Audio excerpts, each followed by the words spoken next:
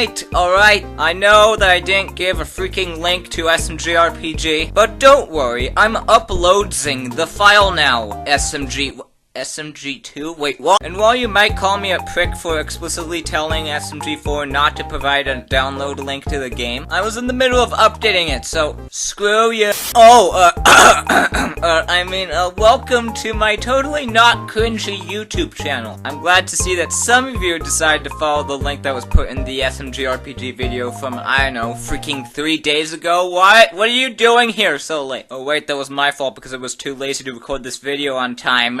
Since you've probably already seen some SMG RPG footage from the Hobo Bros, I'm not gonna waste your time with too much of that. Here, if you haven't seen their video on the game, a card should show up right about now that should take you over there, and if it doesn't appear, there's a link in the description. Consider this video more like a user's guide than an actual playthrough. I'll also be providing commentary about the development of this game for substance. So sit down, get yourself some coffee, or tea, or whatever the hell it is this stupid iGeneration likes to drink, and enjoy this inaugural episode of Developers Commentary.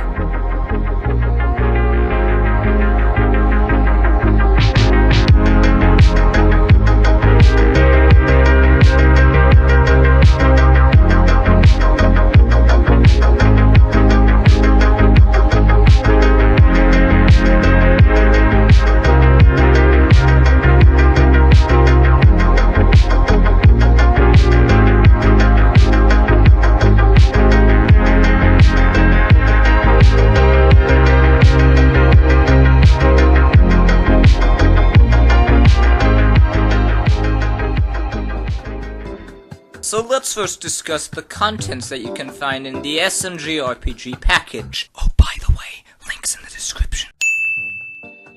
By the way, you can tell that I'm recording with an older version of the package because all of these EXEs are less than 20,000K. But let's see what we have here. We have res, or game resources, that contains all the game's images, sprites, enemies, and all of its assets that you can bend to your every whim. We have saves for save files, all 3 of them, and finally SDK, which I'll touch on later. However, the real meat, the real juice of this video will be spent on talking about these files. We'll start with the text files because they're short and not really important. Log.txt is just a log the game uses to track when it crashes and how it crashed. You can tell that I did a lot of bug fixing just by looking at this thing. And preferences literally keeps track of like one thing and that's it. Now that wasn't too hard, was it? On to the actual interesting stuff, and what you probably came here for. Oh, I wonder what this could be. Oh yeah, it's just the game, what a shock. Now, while I said I'm not going to show that much game footage, if you're wondering why this terminal's here, it's mainly because I'm using it for debugging stuff when the game loads up. Now, while this footage does still say in collaboration with Horatio Studios, the guy that runs Horatio Studios says that the studio as a whole is no longer working on the game. There are still individual people within Horatio Studios, however, that are working on the game. So yeah, that definitely makes things less confusing. The people that are helping me work on this game are mainly contributing assets while I'm writing all the game code. In fact, I'm the game's sole programmer, so you're welcome. So whilst many people would understandably assume that this intro that's playing right now looks pretty cool, I've admittedly gotten bored of it. It's not really the game's fault, it's just that I've seen this intro so many times while testing it that I've gotten pretty bored of it. But objectively speaking, yes, the intro is pretty cool. So here on the main menu we can either continue the game or view credits, the latter of which is used to make sure I don't get a copyright strike. It also kind of helps that I wrote the entire game engine myself, so you're welcome again. Now while SMG4 understandably might not have shown this off in this video, if you press right all the way down here you can actually access some configuration settings. Here you can change the game resolution, the game controls, as well as turn off profanity if you're really that triggered by seeing the F word. I mean seriously, what the f is wrong with you? What's your f***ing problem with the F word? To change your controls, just select the control that you want to change using whatever is set as the interact or select button, and then press the appropriate button on your keyboard. I'll add in controller support later, but it's being a bit too wonky for my liking right now. So now you can just select a save file, in which case I'll just choose the first one. Name the Spaghetti Enthusiast! That's actually one of 3 messages that can appear on the top of the name select screen. If you were wondering, these are what the other 2 are. And yes, I wrote the game in Python. What are you gonna do about it? Sorry, Mario. I love the background art, dude. The background art is actually based off of the Mario 64 model often found in SMG4's videos. Now if you snoop around in the rest folder, you'll find this image, which is what you find in the character naming background for Mario. Now if you turn this thing slightly, you might notice that there's a little bit of a resemblance to something. Well, I kind of already ruined the joke, so I knew this was going to be a bad idea. I mean, come on guys, I gave you the joke in the background, how come you didn't take it? SMG whore. Wait, what? Besides the joke I put there, the only thing special about that background is the fact that it's SMG4's YouTube icon with his eyes open. But now on to some other things. We start off with some nice parallax backgrounds, which were a pain to both make and implement. If anybody can help design better backgrounds for this game, I would definitely appreciate the help. So here we start off with the classical first line of any Mario game. I think you get a pretty good idea what the tone of the game is from that one line. I sort of designed this whole first stage to be kind of an intuitive introduction to the game's various mechanics. For instance, now that we've walked over here, we can sort of see that there's a gap right there, and of course, this is where the game tells us how to jump. In a funny way, of course. By the way, this particular line is actually a joke in two ways. One, this is freaking Jumpman not recognizing when he has to, freaking jump. And two, this is an obscure reference to Atlantis Square for the Nintendo DS. A terrible and boring SpongeBob game that I'm hoping to have a review of come out soon. You can see one of the more interesting applications of this intuitive design in action with this jump. Now you can complete it the way I just did it, or the Luke jump as it shall be known from now on, but you can avoid having to walk around that part just by jumping here. Or, if you're really a badass, you can jump across all this bullshit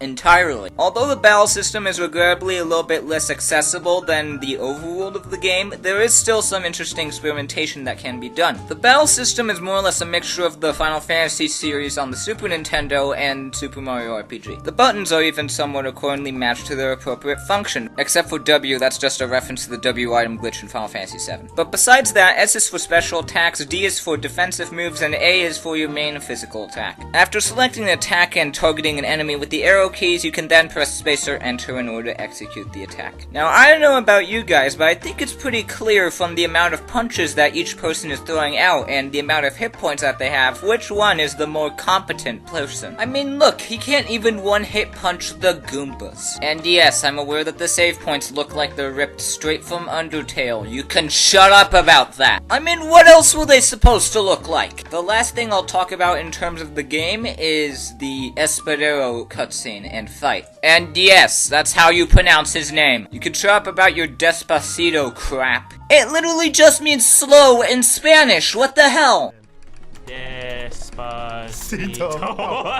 You didn't even spell it right! Oh, and your lolajik is supposed to mean loljk. As in, oh look, you get to name this character JK. Interestingly enough, this isn't Espadero's first outing in one of my works. In fact, his first appearance is actually from an assignment in Spanish class that I had to do in the 11th grade. Despite being an 8-panel story, this actually delves with a wide range of topics from ignorance, greed, to being a pretentious asshole. Although I already knew how to speak some Spanish going into high school, I liked my Spanish teacher enough to give her my one and only copy of this thing. Oh, did I forget to mention that he kills someone by the end of it? This very much serves as Espadero's entire backstory, even down to the oddly specific detail. Heck, the story starts in a kingdom called Barcia, hence why he says in his introduction that he's from the Barcian region. However, despite getting rid of the rich man that profited from him at the end of the story, the ending as a whole is a bit bittersweet. The king banishes him from participating in any further Matador tournaments, and he's off to find a better adventure. I guess you can say that explains why he shows up here. Espadero pretty much is to this game what Gilgamesh is in Final Fantasy V, and you will fight him many times on your adventure. Well, that pretty much wraps up what I want to say about the game so far, you know, without spoiling anything. So let's see what else we have in this package. Alright, let's look at the last 3 EXEs. We first have Battle Test, which,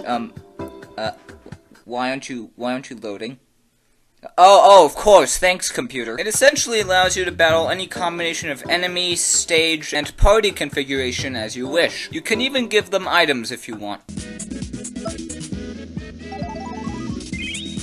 It's pretty self-explanatory. Let's move on. Here we have the map viewer. It's mainly used for making maps and drawing their collision. But the most noteworthy mode here is Mode 0, which allows us to actually skip all battle encounters. This is useful for testing cutscenes with boss fights in the middle of them. Finally, there's the Sprite Viewer, which allows you to view every one of the game's sprites and their animations, in which there is surprisingly very few of them, given how early in development this is. Press space to activate an animation, use up and down to navigate through the menu, and then left and right to navigate through each sprite. But I've saved one of the best things for last. It's a little Easter egg that my friend who helped me program this Sprite Viewer included in the Sprite Viewer. Ta-da! Congratulations, Gabriel, your shade of pink shall forever exist within this Sprite Viewer. So yeah, that's pretty much everything. That is, except for one little thing that I purposely saved for the end. Now you see, I forgot to mention what's inside of this special little thing. Now along with all the other files in the SDK folder, you'll notice that there's one additional EXE file. Reveal your secrets. How about new?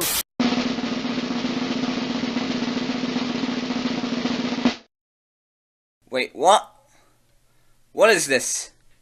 What is this thing? That is the level editor. And in the next video, I'm going to tell you all about it. So stay tuned for next time, kiddos. Thanks for watching this video and showing your interest in SMG RPG. It's very well appreciated. To check out more content relating to this, as well as other stuff that I make, be sure to subscribe to my YouTube channel. Download the game if you haven't already, and for updates, check out my Discord link in the description. See you on the flip side. Goodbye.